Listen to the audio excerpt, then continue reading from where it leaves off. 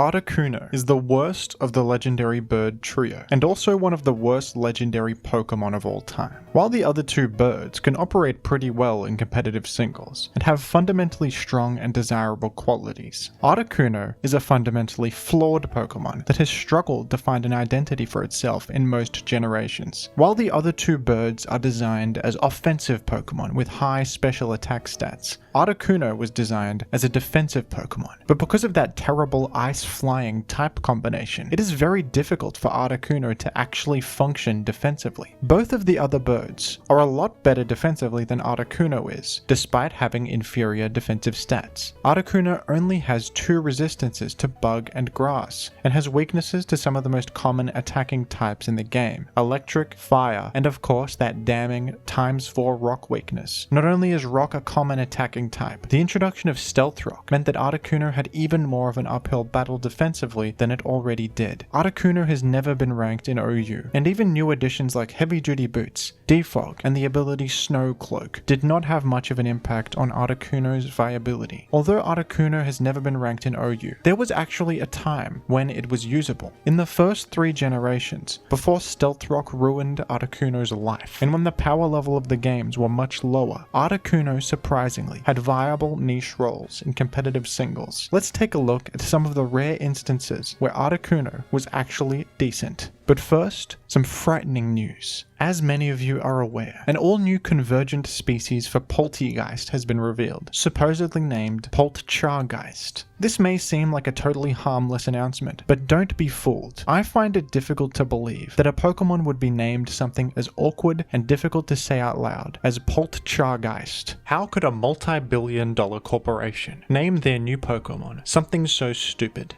It's impossible. The only explanation is that this is not in fact Poltchargeist. It is the notorious Iron Mugulis in disguise, attempting to avoid the law by taking on a new identity. Like this video and subscribe to the channel urgently so that we can investigate this further and ensure public safety. Thank you. While Ice-type is notorious for being the worst defensive type in the franchise, in Generation 1, this actually wasn't the case. In Gen 1, Fire, Fighting, and Rock-type attacks are extremely rare, and Steel-type does not exist yet, so Ice-types are not as worried about their type weaknesses in this metagame, and Ice-types actually have a very valuable immunity to the Freeze status effect. In later generations, this Freeze immunity isn't hugely relevant, and not enough of an advantage for Ice-types to have much merit defensively. But in Gen 1, freezing the enemy is a very common strategy. In later generations, when you're frozen, you have some way to thaw out, whether it be a flat percentage chance to thaw, or an incrementing chance for each turn you spend frozen. In Generation 1, the only way to thaw is if you're hit with a Fire-type attack. That's it. You cannot naturally thaw out, and since Fire-type moves are very rarely used in Gen 1, if your Pokemon gets frozen, it may as well be deleted from the game. Since Generation 1 is a very bare bones metagame with no abilities that grant status immunity or any form of status healing, fishing for that freeze chance is a common strategy. Ice types having an immunity to freeze is very significant and shields you from having your Pokemon randomly deleted from the game. Articuno not only has this great freeze immunity, it also benefits from the fact that in Gen 1, special attack and special defense were combined into one stat, simply called Special. Articuno effectively has a base 125 special attack and special defense stat, giving it an impressive damage output. Blizzard was a 90 accuracy attack in Gen 1, and it's one of the most common attacks in the metagame for its high base power and freeze chance. Articuno's Stab Blizzard is one of the best and most hard-hitting attacks in this format. Physical options like Double Edge and Hyper Beam can help you take on Chansey, and Agility can help you boost up your speed. Gen 1 has a mechanical quirk, where if you use Agility after getting paralyzed, you no longer suffer from the speed debuff of paralysis, making it a very good boosting move. Articuno operates in a similar way to Agility Zapdos, but with some solid advantages. While you're not as fast and lack Thunder Wave, you're neutral to ice and immune to freeze, and you have that hard-hitting Blizzard, which can hit targets Zapdos struggles against, such as Rhydon and Exeggutor. Articuno is one of my favorite Pokemon to use in the Gen 1 OU metagame, and in this weird and unique world full of strange mechanics and interactions, it actually fits in pretty well. In Generation 2, Zapdos also has an okay niche role in OU. It doesn't fit quite as well as it did in the Gen 1 metagame, but it still has some unique traits that are reasonably worthwhile. Blizzard was nerfed in Gen 2,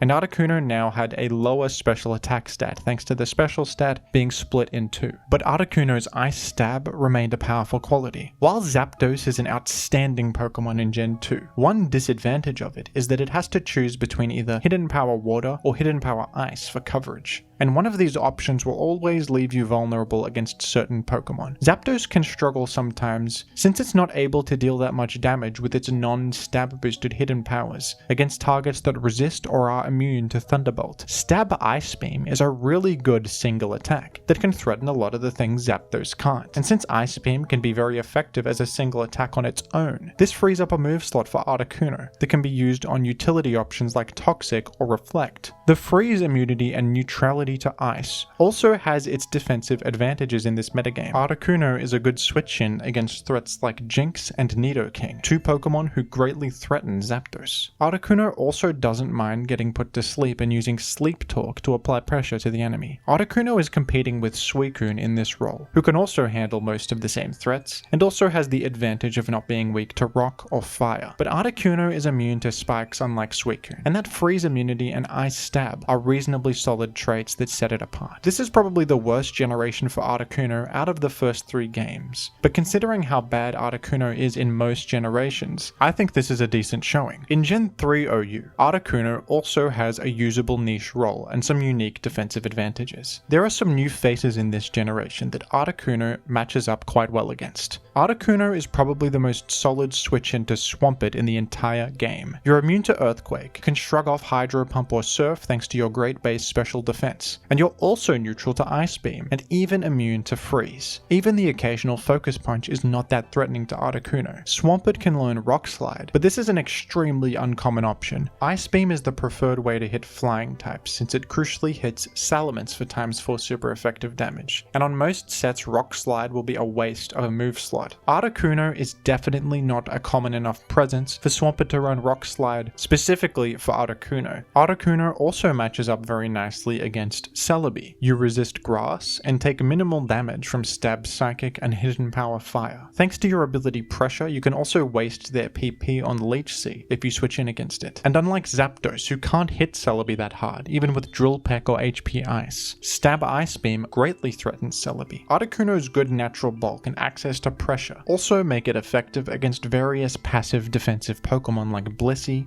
Suicune, and Claydol. Articuno also gained a very good new utility option in Gen 3 that not many Pokemon have access to, Heal Bell. This will cure the status ailments of you and all of your teammates, a very useful tool that not only lets you cure teammates of their crippling status effects, but also supports teammates using rest by curing their sleep and allowing them to act sooner. These qualities make Articuno a solid choice on a team archetype in Gen 3 called Superman. Superman teams aim to ignore spikes by using at least 4 spike immune Pokemon on a team. This can be a very effective team style against enemies that rely on spikes as their main form of offensive pressure, but these teams often have defensive holes. When you stack a bunch of flying types on a team, and also the limited amount of Levitate users, it's very easy to become pretty weak to certain threats. Offensive Swampert is a poor matchup for common Superman structures. It is able to threaten Skarmory, Flygon, Moltres, Zapdos, Gengar, Aerodactyl, and many of the popular non-spike immune Pokemon seen on Superman teams. Superman teams often use Blissey or Jirachi for some help against special threats and utility to assist the rest of their team. Pursuit Tyranitar is also commonly used to trap and eliminate Gengar, who can be another bad matchup. Offensive Swampert can threaten all 3 of these Pokemon too.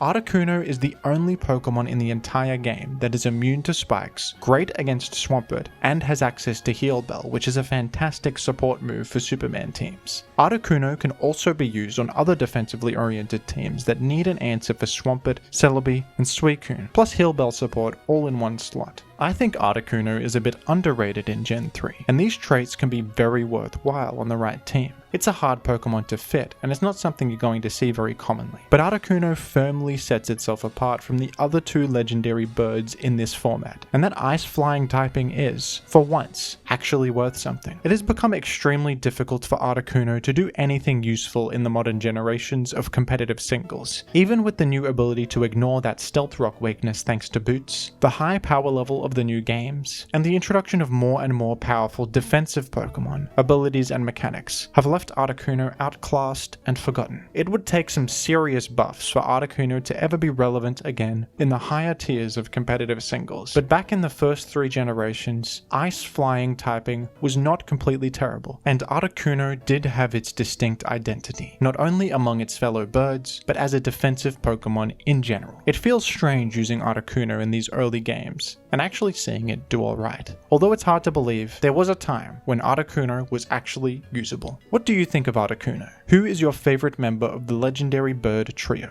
And what would you like me to talk about next? Let me know down below in the comments, and thank you for watching. Thank you to the patrons. Become a patron to appear on this excellent end screen, alongside your favorite Pokemon.